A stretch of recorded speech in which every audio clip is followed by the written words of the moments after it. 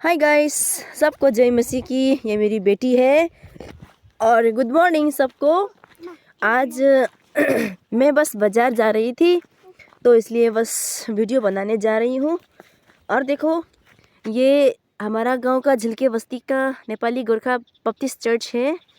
देखो, चर्च का कंपाउंड इस तरीक़े से करा हुआ है। देखो, बहुत सुंदर सा लग रहा है। देखो फ्रेंड, और ये हमारा गांव का नेपाली गोरखा बप्तिस्ट चर्च है। देखो देखो गाइस। और इस तरीके से क्रिसमस में डेकोरेशन किया हुआ है, आप लोग देख सकते हैं गाइस। और देखो, और हम दोनों माँ बेटी बाजार जा रहे हैं।